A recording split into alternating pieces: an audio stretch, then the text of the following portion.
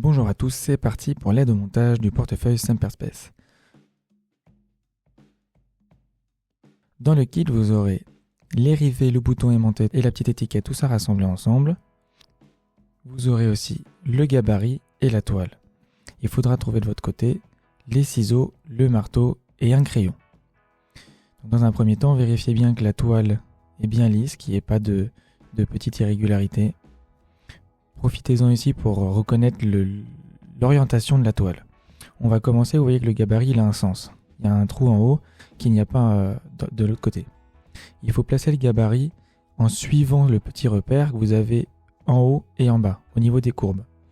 Une fois que le gabarit est bien placé, c'est parti, on peut commencer à tracer le tour du gabarit sur la toile. On peut utiliser un crayon à papier, un stylo ou un stylo bic.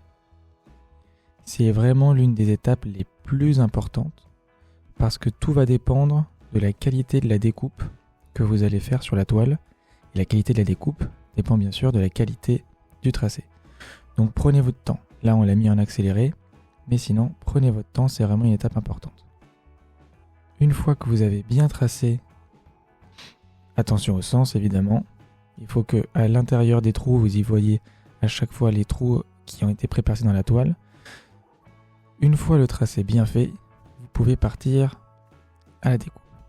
Alors pour ça, il faut vraiment des gros ciseaux bien costauds et je vous conseille d'attaquer la découpe en mettant la toile au fond du ciseau pour avoir plus de force et plus de précision. On peut le faire en plusieurs fois, comme ici. Vous pouvez ici essayer de faire comme les clémentines, de le faire en une seule fois pour avoir tout le contour de la toile qui vous reste après dans les mains. En tout cas, c'est vraiment une étape très importante. Le rendu final de votre portefeuille en dépend. Une fois que c'est découpé, on passe à la suite. Dans le kit, vous trouverez les boutons aimantés en 4 parties, les rivets. D'habitude, j'en mets 3. On en a besoin de 2, mais en général, on en met 3 au cas où vous en perdiez un ou il y en a un qui soit un peu abîmé. Et la petite étiquette. Donc il faut bien avoir les gravures orientées vers soi, que le texte soit orienté vers soi. On commence toujours par les boutons aimantés. Donc la partie aimantée, la jolie partie de l'aimant doit être côté gravure. Et les parties de l'épingle ressortent de l'autre côté, côté sans gravure. C'est assez simple. Une fois que les épingles sont ressorties, vous placez la rondelle par-dessus pour être sûr que ça ne bouge pas dans le temps et ensuite vous écrasez les épingles vers l'extérieur. La partie aimantée, la partie la plus grosse, elle est en bas. L'autre partie, la partie la plus simple, la plus fine, en métal, elle est en haut. Vous avez sur la notice et vous avez gravé sur la toile des numéros en bas des coins qui vous aident à reconnaître l'ordre des pliages. Vous pouvez plier la partie de gauche ou la partie de droite, l'un après l'autre, ça n'a pas vraiment d'importance. Là, on va commencer par plier les côtés et la partie basse, puis frapper dessus avec le marteau pour aplatir la toile. Ça va aider ensuite à placer le rivet. Ensuite, on place le rivet, on place la partie la plus grande, la plus longue. La pointe vers le haut pour y ajouter couche après couche la toile. L'idée c'est de bien appuyer autour du rivet pour que la petite pointe ressorte assez nettement. Ce sera plus facile pour passer la partie P du rivet, celui qui ressemble un peu à un petit chapeau.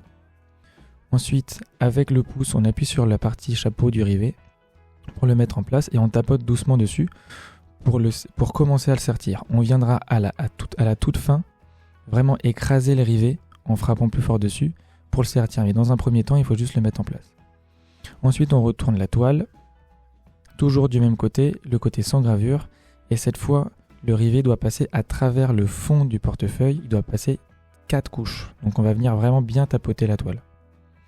Donc là, le rivet, on ne se laisse pas piéger, il ne faut pas seulement qu'il passe à travers les bras et la partie basse, mais aussi à travers le fond du porte-monnaie, c'est vraiment très important.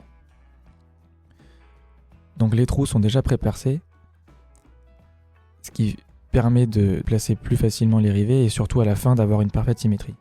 Donc vous passez le rivet à travers le fond du portefeuille, les deux bras et la partie basse. Il faut ajouter l'étiquette avant la partie basse. Vous pouvez la mettre d'un côté ou de l'autre. Personnellement, je préfère de ce côté-là. Mais en tout cas, il ne faut pas oublier de mettre l'étiquette avant la partie basse. Parfois, ça peut être un peu compliqué parce qu'il y a plusieurs parties.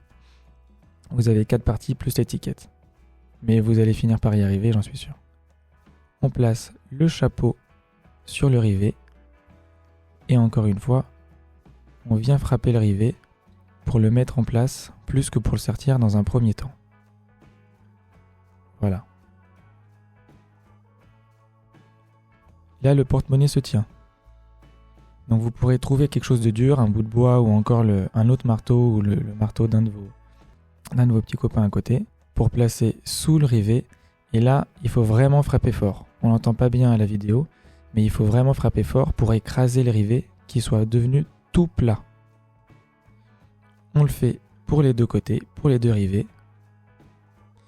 Il vous suffit d'enlever la pellicule plastique qui protégeait l'aimant,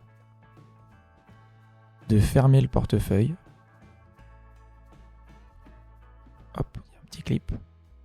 De le modeler avec vos mains pour l'assouplir un petit peu. Et voilà, vous avez votre portefeuille. Merci beaucoup. Si vous avez des questions, je serai ravi de pouvoir vous aider. N'hésitez pas à me contacter via les réseaux sociaux ou même par mail directement.